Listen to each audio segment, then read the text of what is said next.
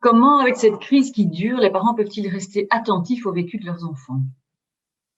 Alors, au risque de mettre un petit peu un pavé dans la mare, je dirais qu'en ces temps de crise où l'extérieur, le monde hors foyer, le tiers fait tellement défaut, être attentif au vécu de ses enfants est bien sûr extrêmement important, mais dans beaucoup de familles, c'est fort présent et c'est même peut-être parfois trop présent.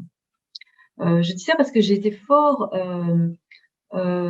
touchée par le fait que beaucoup plus qu'avant, les enfants étant très très forts en contact avec leurs parents en permanence. Alors bon, les plus jeunes sont encore à l'école, mais les écoles, ça s'arrête, ça recommence, ça se réarrête. On a une menace de Covid, donc on reste quand même de nouveau une semaine à la maison. Il y a beaucoup moins de régularité au niveau du suivi scolaire.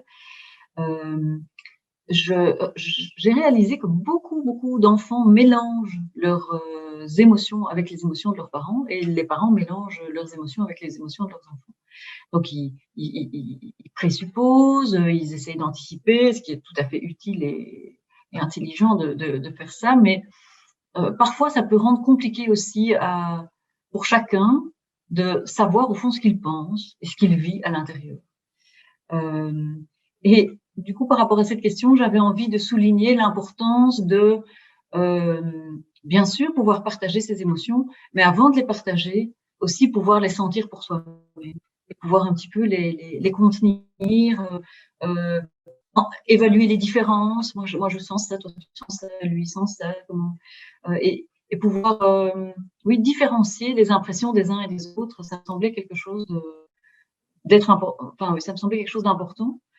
Et donc aussi de pouvoir soutenir les parents, les enfants, à ce que chacun puisse vivre à l'intérieur ce qu'il a à vivre finalement, dans la différence, dans la singularité, ce qui est aussi quelque chose qui n'est pas simple en temps de Covid, c'est ce que l'on sent chacun.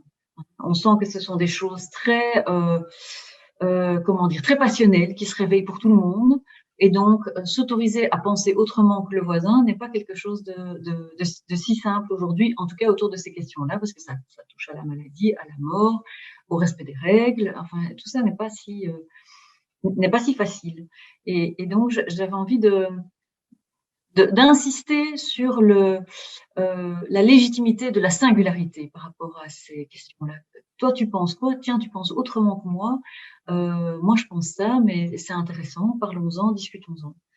Et il me semble que les émotions de chacun, une fois, voilà, une fois réalisées, représentées pour soi-même, elles peuvent être alors, dans un deuxième temps, partagées. Et tout à fait important et intéressant. Je pense que les enfants puissent partager avec leurs parents, puissent partager à l'école, puissent partager avec leurs amis. Et puis, dans un deuxième temps, partager ce qu'on vit, mais aussi peut-être commencer à inventer ensemble. Qu'est-ce qu'on fait avec ça? Moi, je me sens triste, je vois plus les amis, ou moi, je me sens fâchée, je suis pas d'accord avec les règles. Ben oui, ben discutons-en. À quoi ça sert ces règles? À quoi t'es d'accord? À quoi t'es pas d'accord? Pourquoi? Voilà moi ce que j'en pense. Ça peut être l'occasion finalement de créer un débat d'idées, même avec des tout petits, sur un point de vue critique qu'on peut développer par rapport à toutes sortes de choses. Il n'y a pas une vérité, même s'il y a des règles qu'on doit suivre, il n'y a pas une vérité avec un grand V. C'est un bon exemple qui indique, je pense, ce qui se passe aujourd'hui. C'est une manière de pouvoir aussi aider les enfants à réfléchir avec leur sens critique de qu'est-ce que eux ils en pensent de toute cette affaire. C'est une suggestion.